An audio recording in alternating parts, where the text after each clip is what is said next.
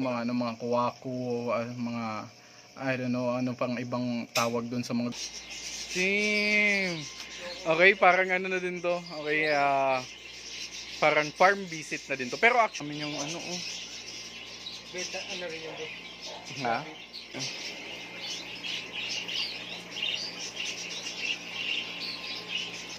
Ayan. Ang ganda.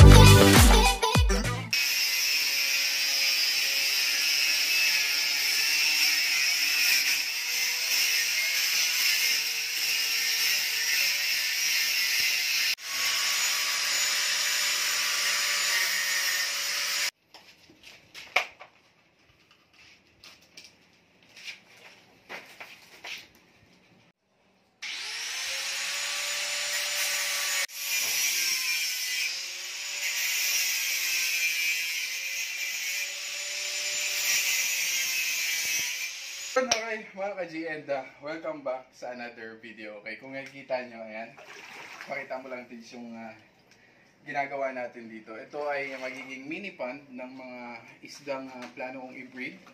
Ayan. So,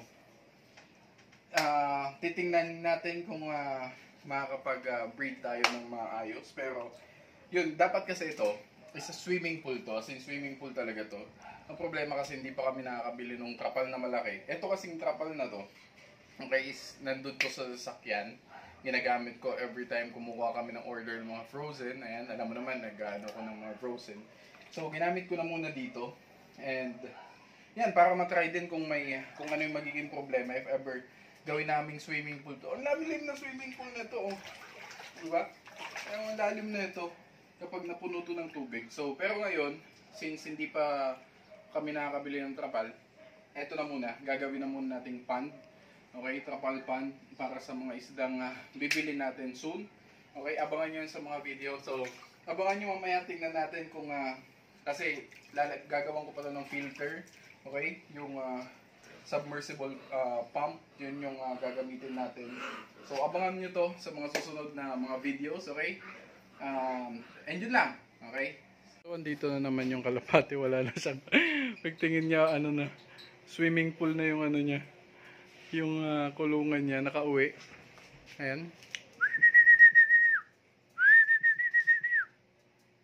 Matagal na tong ilang araw na to pabalik-balik dito.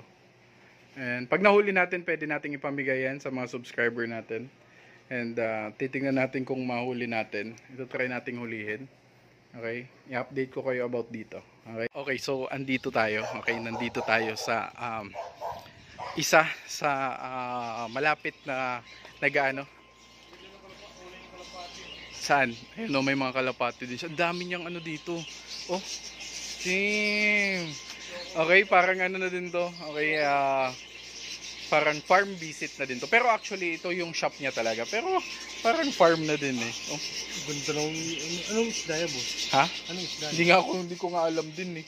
Ang dami ko pang alamin sa isda. Pero ayan, ano. Ito nga, ang ganda oh. Magkano nga, mahal to. Lilibuhin yan. Hindi ko alam kung ito yung Tiger Oscar. Hindi ko alam ha. Hindi ko alam. Pero, hindi ko alam. Wala pa siya akong masyadong idea. Ito, ang dami niyang ano oh. Beta, ano rin yung boss? Ha? Oo. Ito, gapi dito. Saan? Ito, gapi din yan. Gapi. Ang dami niyang isda. Ang dami. Pero, nakakaano dito no kasi ini-aerator niya lahat. Ito, boss, ganda. Para mga ano? Angel fish. Ayan? Angel fish ata ito. Correct me if I'm wrong ha. Ayan no, society at ang dami. Correct me if I'm wrong kasi hindi ako magaling sa ano talaga sa isda. Pero lahat naman nagsisimula sa hindi magaling. Yung dami.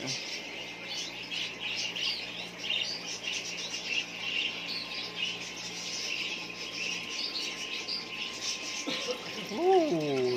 Nag-breed din kaya ito. Nagbe-breed siya, nagbe-breed siya. Yung ganitong isda. Saan? Lahat naman yan. Nagbe-breed lang, iba't ibang klase lang. Ito oh.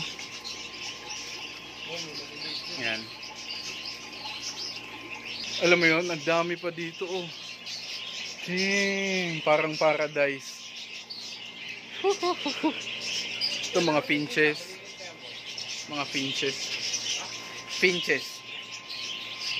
Ewan ko kung asan yung zebra dito. Zebra finches. Ito ata yung zebra finches eh. Hindi ako ayoko magpangalan na kasi hindi ako ganun kagaling. Baka mabash lang ako. Okay. Ayan. Basta alam ko mga finches yan. Ayan, nilalagyan niya ng asola. Ang galing ng ano niya, method niya oh. Ayan oh. Yung mga breeder nasa taas. Para hindi siya bumababa dun sa mga ano niya, sa mga dumi niya. Tapos, pag nanganak yan, lulusot na yung mga ano, mga anak. Ang dami.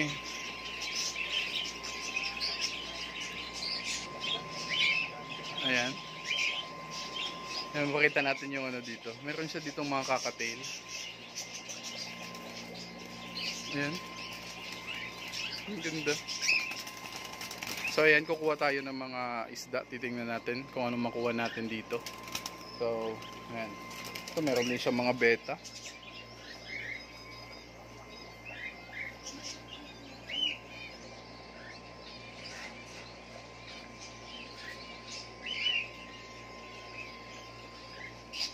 Yun o, laki na ng mga beta niya.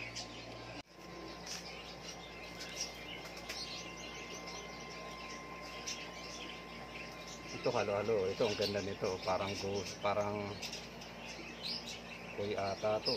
Ito lahi ng haplak. Kung iba-iba price niyan eh, pero ako inisa ko na lang. Wala akong tayo magano eh, maghiwa-hiwalay kasi.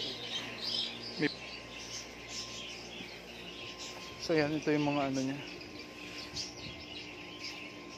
Dito siya nagbe-breed.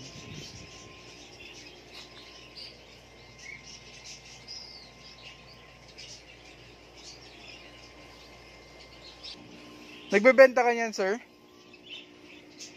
Grabe, ang dami niyang ano, ang dami niya talagang mga ano, isda dito. Yan.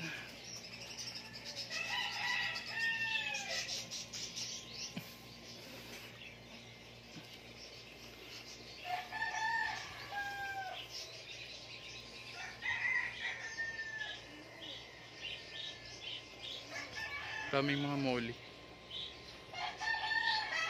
Ayan o, alamang. Pati goldfish po, hindi naman araw-araw. Oo, ano lang to eh. Mga twice a week. Kumbaga parang spirulina din na sa ano, sa mga. Grabe. Tsaka matapang siya, no? Oo. Pag, basta kasi sa bibig niya, kakainin niya. Ginano ko yung kamay ko kanina, nagsulo na sila. Pag binaba mo siguro sasakmalin. Kala niya pagkain. Pag ano ngayon, gaganyan ko, tinatalon niya eh. Pag hindi mo binabagsak, lagay mo, tatalonin niya. Yung tao ko, sabi ko tao ko naman yung Islam na to. Hindi actually tatangin eh.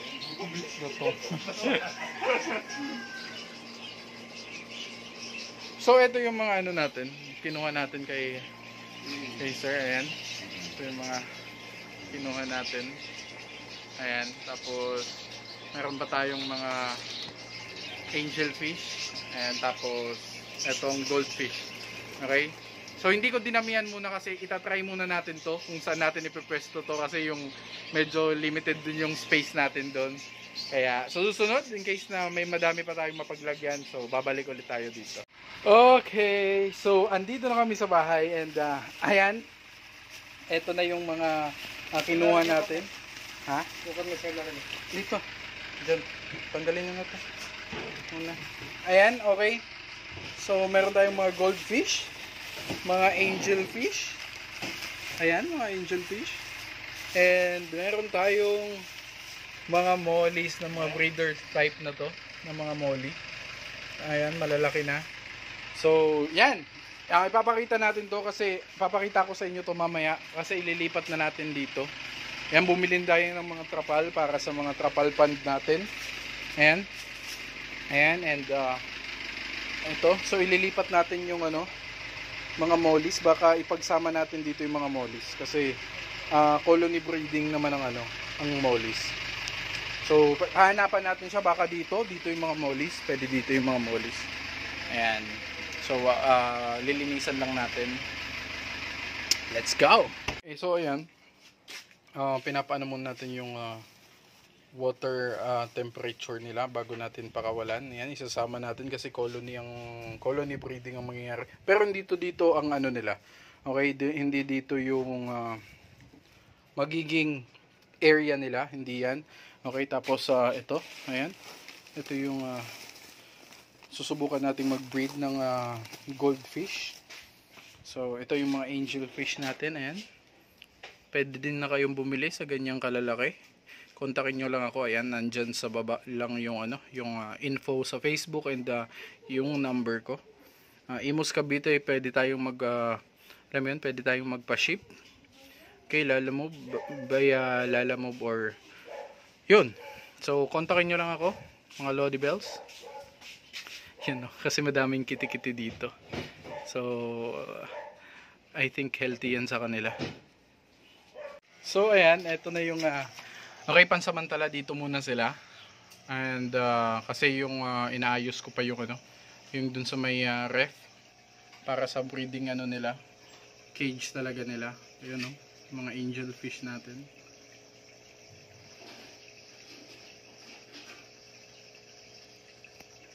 So ayan, lilinisan pa. Hindi pa ito ganito kasi pinaglagyan ko to ng mga ng mga gapi.